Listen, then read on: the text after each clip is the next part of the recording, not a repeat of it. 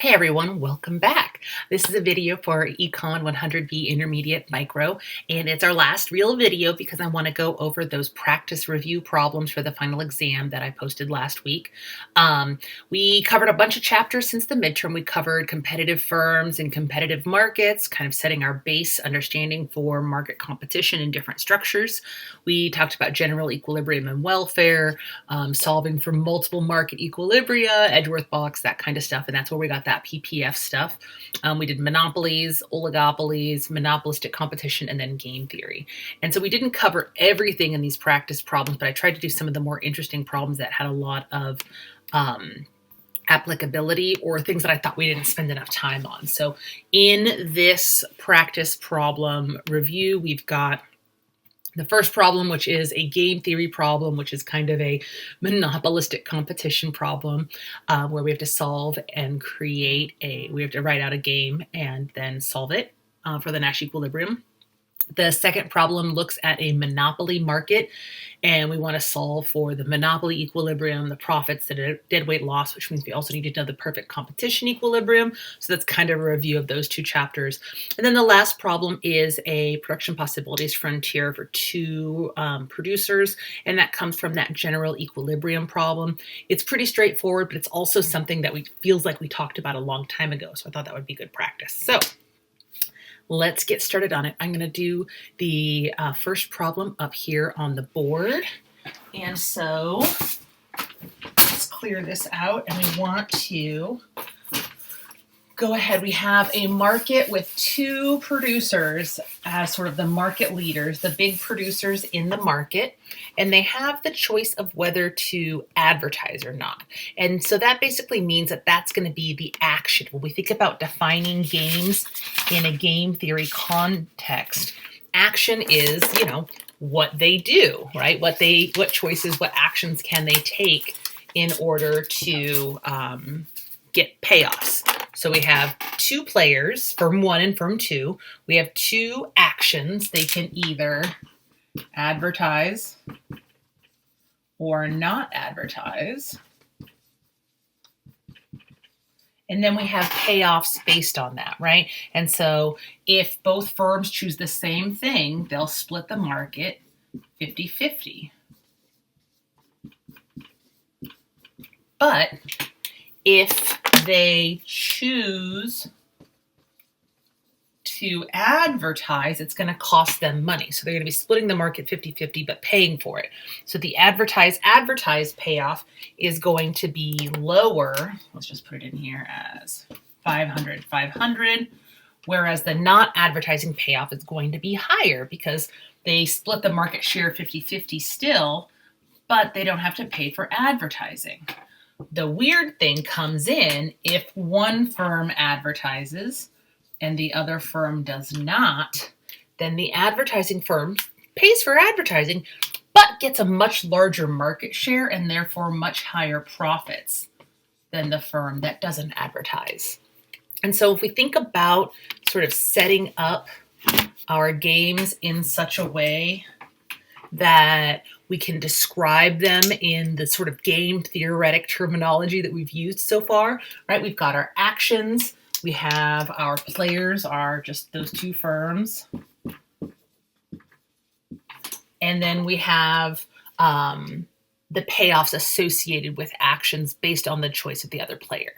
So if we want to put this into a normal form, this is a static game. There's no repeated iterations or anything. It's just one simultaneous decision. We want to put this in a game theory matrix. And so I'm going to kind of erase this out and put it into game theory form. So I'm going to make that game theory matrix here. And we have four possible outcomes based on each player's decision to advertise or not advertise.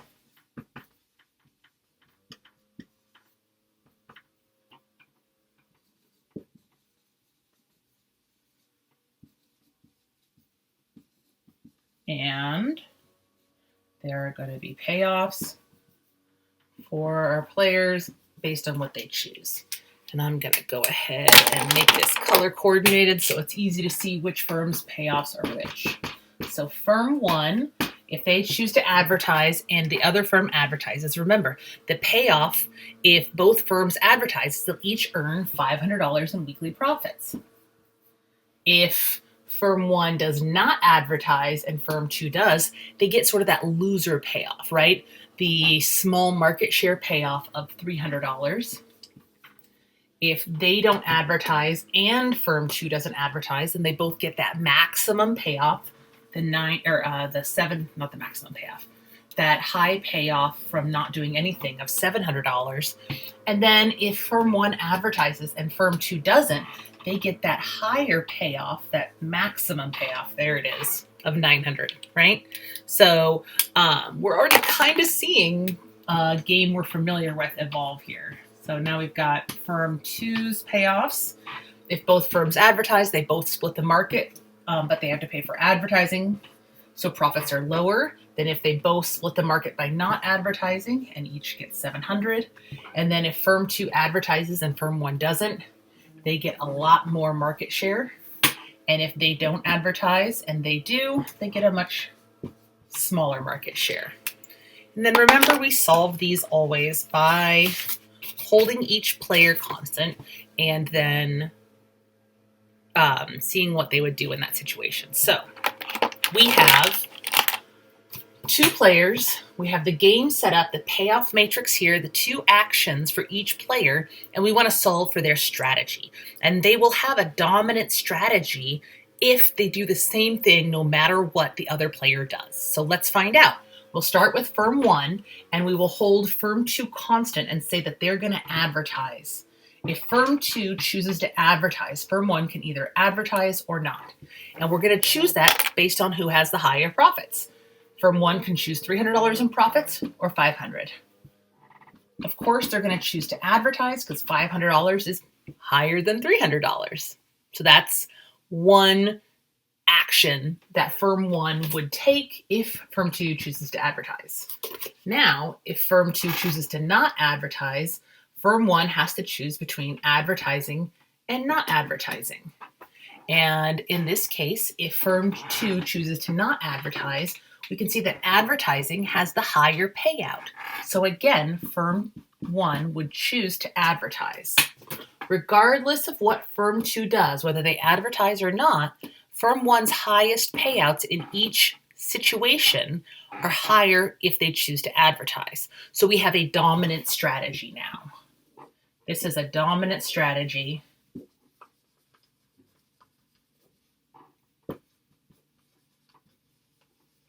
for firm 1, right? No matter what firm 2 does, holding that action constant, the highest payouts come from advertising. Okay? Then we do the same thing for firm 2. Firm 2 has to choose between advertising or not, and so we want to set firm 1's behavior constant and decide what firm 2 should do. So if firm 1 is going to advertise, firm 2 can advertise or not. And they are also going to do whatever gives them the highest profit. So if it's between $500 and $300, firm 2 is going to choose to advertise and get $500. On the other hand, if firm 2 doesn't if firm 1 chooses to not advertise, firm 2 can choose between advertising and not advertising. The higher profits come from advertising, so they'll choose to advertise. Again, we have found a dominant strategy. No matter what firm 1 does, advertise or not, firm 2 is best off advertising. So that is firm 2's dominant strategy. I'm just going to call it Dom Strat. So question B asks, is there a dominant strategy? Heck yeah, there is. It's to advertise. Regardless of what the other party does, what the other player does, both firms are best off if they advertise.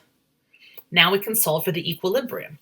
And the equilibrium is going to occur at the place where no player can make themselves better off, given what another player does.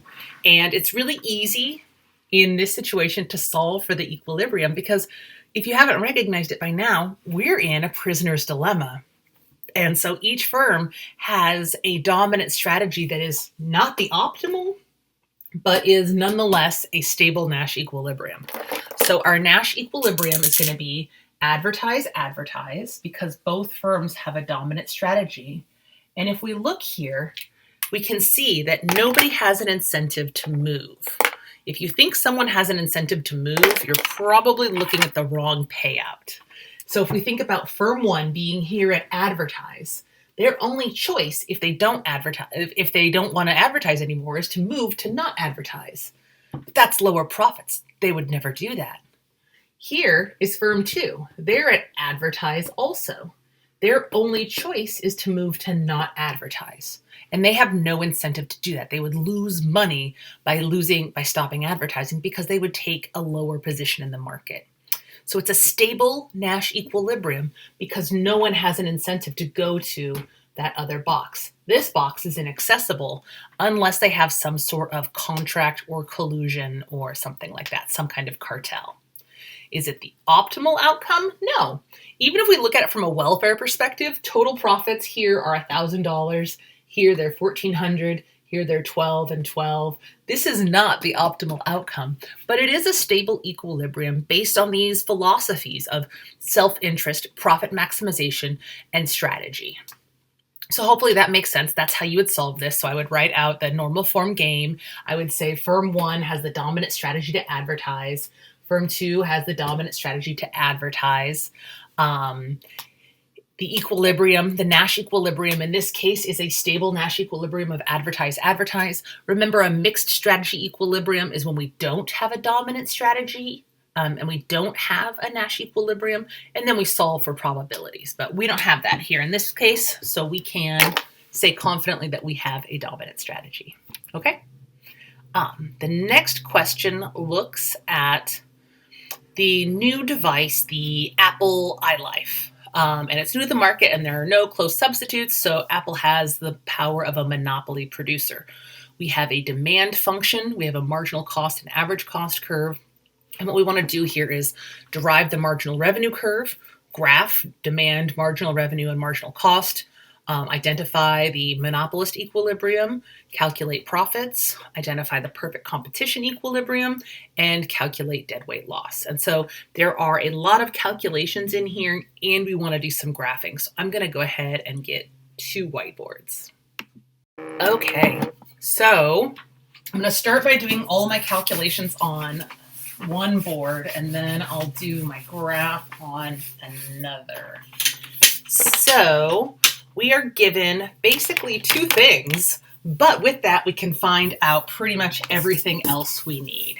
We have just the demand function and the marginal cost curve, but from the demand function we can derive marginal revenue and everything else. So let me pull this back up here so I can see where we are. So we have a demand function that is Q equals 842 minus 2P.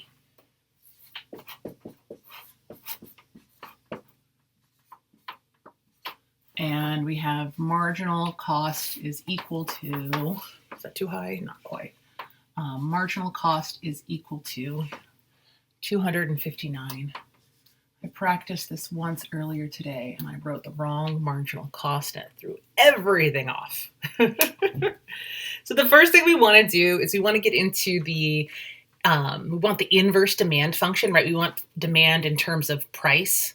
So we're going to go ahead and solve for that here. So we've got 2P equals 842 minus Q, and then just divide both sides by 2.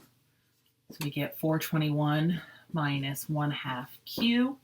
And then the marginal revenue curve, you gotta know how to solve for a marginal revenue curve because we used it in the competitive equilibrium chapter, the monopoly chapter, the oligopolies chapter, and we're gonna definitely see it keep coming up. But even in the general equilibrium chapter, we used it all the time. So it should be pretty straightforward though, right? We just solve for marginal revenue is equal to 421 minus double the, we end up with 1/2 Q, we double the double the slope. So we end up with minus Q, right? So the marginal revenue curve has twice as steep a slope as the demand curve. And that's because the marginal revenue is equal to the demand function and the effect of change in price and change in quantity, which is just the slope of the demand curve. So we have that demand curve appear twice in the marginal revenue curve. And that makes sense graphically and mathematically. If you have problems with that, I'd go back and review from the chapter on competitive markets where we first talked about it. So now I've got marginal revenue, marginal cost, and demand. I want to solve for marginal cost equal to marginal revenue for my equilibrium. So that's going to be marginal revenue equal to marginal cost is 259 equals 421 minus Q. I'm going to put the Q over here, subtract Q from both sides, subtract 259 from both sides, and I get 421 minus 259 equals 162.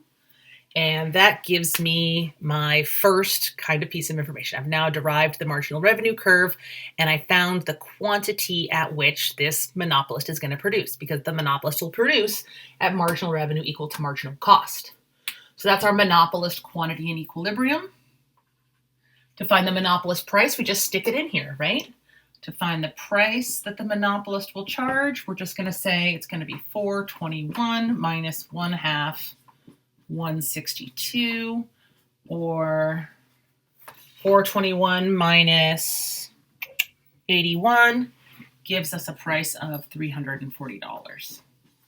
So now we've got an equilibrium price and quantity for our monopolist, our marginal revenue curve, our inverse demand curve, and our marginal cost curve. And then we want a graph. Here's the thing though, when we graph these, if you kind of remember the general form of what we'll be looking at, we're going to have some demand curve, some marginal revenue curve, and then some marginal cost curve, which is going to be constant. And then we'll derive all of those points, the equilibrium quantities for the monopolist, for the competitive market, and then the monopolist price. I like to calculate all those in advance. So I like to find what is demand if price is 0 or if quantity is 0. Marginal revenue is going to have the same price if quantity is 0, but a different demand if price is 0. Marginal revenue is 0 at a different quantity. And then I like to also find the perfect equilibrium outcome. We're going to need it for part D, and it helps me locate the graph and make sure everything's in scale. So I'm going to go ahead and find those points now before I go and get into the graphing. It's a little bit out of order, but generally when I know I have to graph something, that's what I like to do. So for the perfect competition outcome, I'm going to set marginal revenue or marginal cost equal to that inverse demand function, which is going to be 259 is equal to 421 minus 1/2 Q. Subtract or add 1/2 Q to both sides, and subtract 259 from both sides. And I get 1/2 Q equals 421 minus, where did it go? 259, 162. And then divide both sides by 1/2, and I get Q for perfect competition is equal to 324. So that's our competitive price, or our competitive equilibrium. I've got my price, I've got my monopolist quantity, and now all I need are my endpoints, and I can get those easily enough because these are pretty simple equations. Now we can graph it. So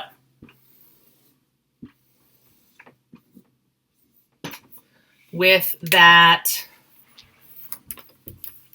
this demand function, I'm going to see that my price at which a quantity is 0, my price at which quantity is equal to 0 is going to be 421, and my quantity at which price is 0 is going to be 842. So that means that in terms of scale, I'm going to be down here at 842, and up here I'm going to be at 421. And so if I split the difference, this is 421. And that gives me a starting point for my demand curve.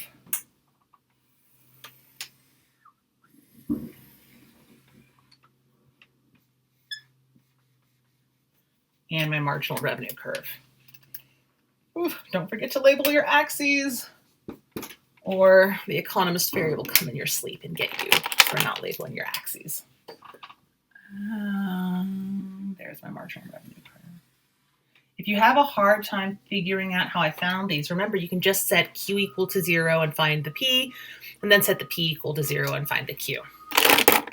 That will give you your responses.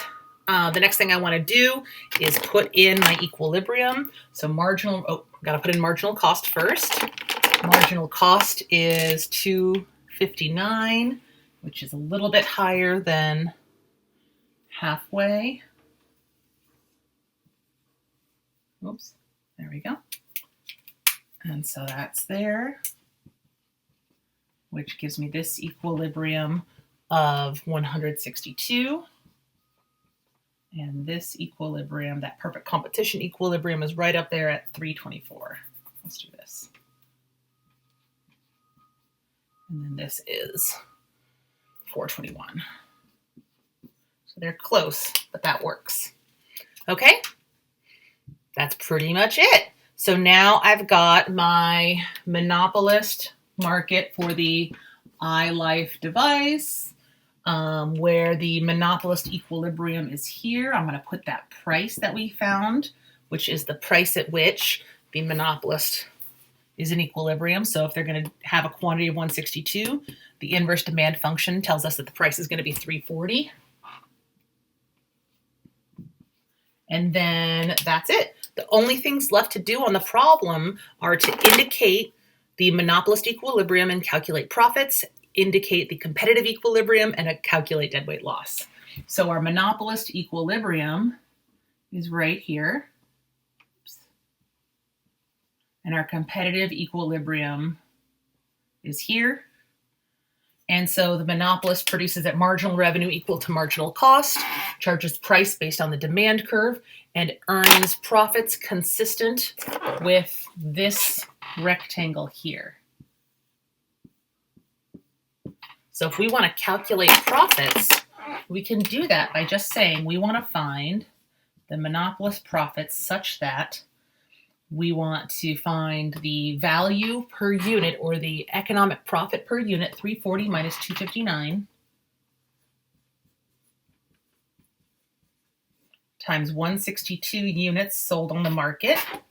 So 340 minus 259 gives us 162, or sorry, 81 times 162.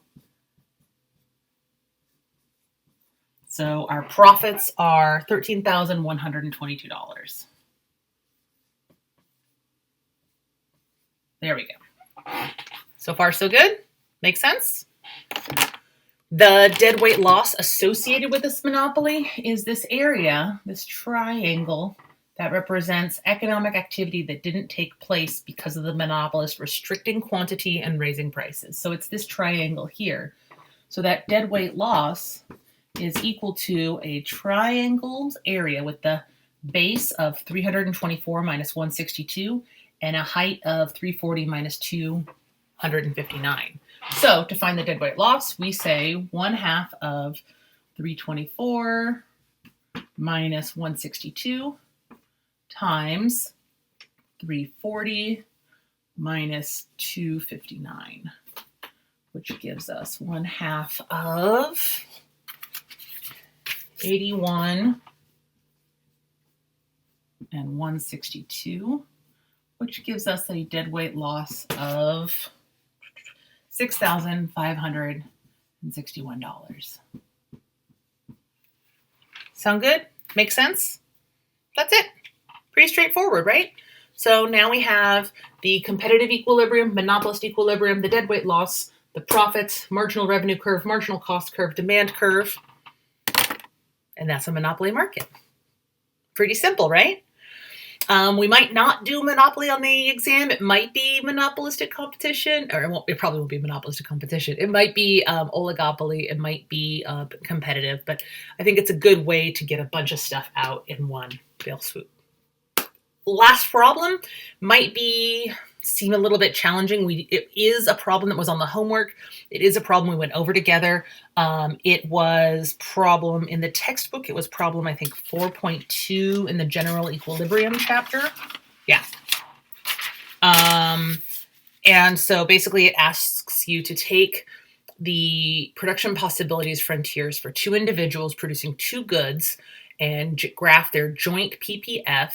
And then, given the price of those two goods, determine how much each person should produce. And what we want to remember there, first of all, is how to combine those two PPFs. And then second of all, what we want to remember is the rule for who produces what.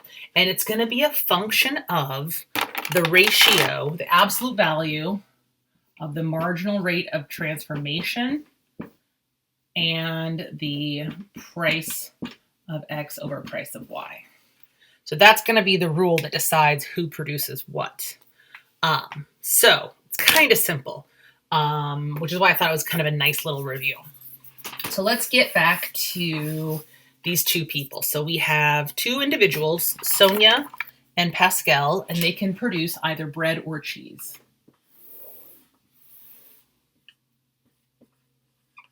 We want to make sure we keep track of what's on each axis here. So we've got 2, 4, 6, 8, 10, 12, 13, 14. Not super even, but working on it. 2, 4, 6, 10, 12, 13, 14, 15, 16, 17, 18.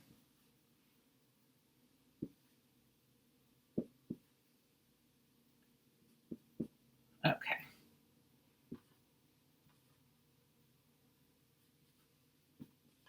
Cool. So I'm going to graph all three PPFs on one graph. You don't have to, but I think it helps sort of see the slopes. If it doesn't work super well on here, I might take it to the dot cam, but I'm going to try for up here, and I'm going to try and be color specific so that it kind of follows. So we start out with Sonia has a production possibilities frontier that runs from 12 to 14, or 12 to 4, and I think I have a straight edge I can use in the form of this giant piece of cardboard. So I've got 12 to 4.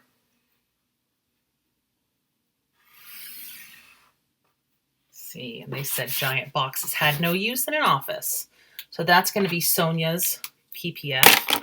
And then Pascal's is going to go from 6 to 6.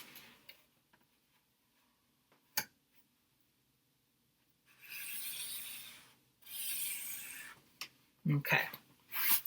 So what we need to know is what's the marginal rate of transformation for both of these individuals. And it turns out that's pretty straightforward. It's the slope, right? It's the slope of these lines. It shows the trade-off. Every time Pascal gives up a loaf of bread, she gets a wheel of cheese.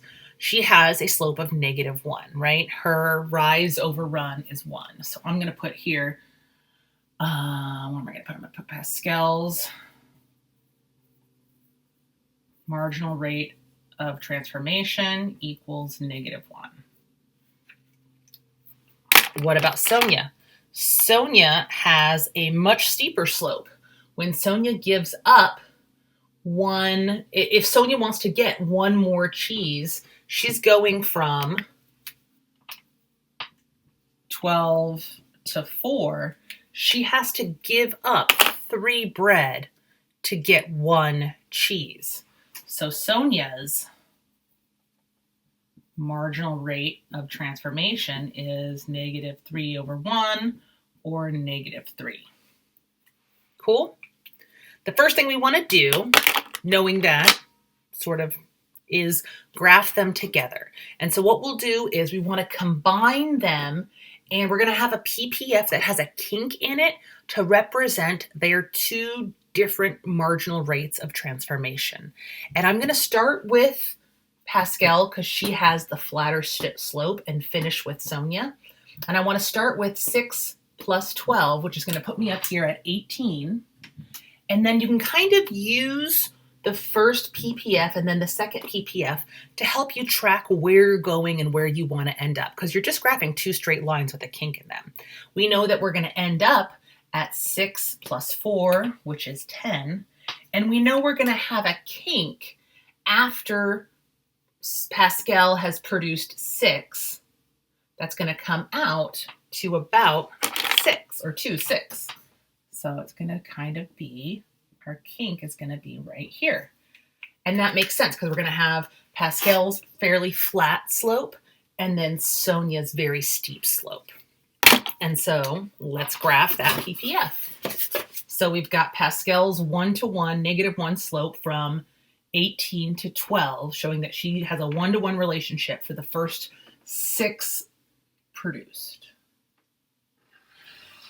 Or the sort of selection of the first 6. And then from there on out, it's going to look a lot like Sonia's curve, just shifted out 6 because now Pascal has contributed. So it's going to be like that. So that's the joint PPF. We've maintained the slope of each individual, right? There's the -3 slope, there's the -1 slope. And now we've combined their two individual abilities to produce. If we had a third person, we would insert them in order of flatness of slope. Does that make sense? Is that pretty simple? Hopefully. Now we need to, for part B, find the price of cheese and the price of bread. So we have the price of cheese is $8 and the price of bread is $2. And then all we need to do to figure out who produces what is remember the rule that we got from this chapter doing these problems, which is looking at that general equilibrium. If the absolute value of the marginal rate of transformation is greater than the absolute value of the ratio of the price of X over the price of Y, absolute value, then the individual is going to just produce Y.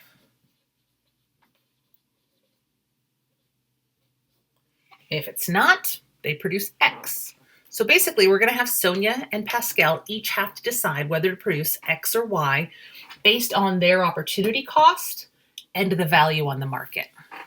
So what will Pascal produce depends on whether -1 is greater than or less than in absolute value this ratio of prices, which is -8/2, which is equal to -4/1, which is -4. So in absolute value, is 1 greater than 4? If you can't answer this, you're going to have a rough week. 4 is bigger than 1. So Pascal is not going to produce Y. Pascal is going to produce all X. So Pascal will produce X equal to 6 and Y equal to 0. In this case, X is cheese. And that makes sense. Cheese is worth a lot more money. What about Sonia? Same thing. 4 is greater than 3. The marginal rate of transformation is not higher than the ratio of prices. So Sonia is going to produce X equal to 4 and Y equal to 0. So total production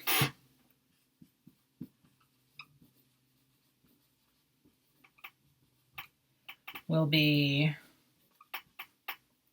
10 cheese and no bread. If we changed the prices slightly, if the price of cheese went down and the price of bread went up, we'd see Sonia produce more bread and Pascal probably continue to produce cheese unless there was a really big shift. But it's always going to be a function of those two ratios, the ratio of the production of the efficiency associated with the two individuals and the ratio of the prices. So that's how we solve that problem. So hopefully that's a nice refresher from some of the more obscure parts of the general equilibrium chapter. Let me know what questions you have, and I'll see you all next time. Good luck studying, and take care.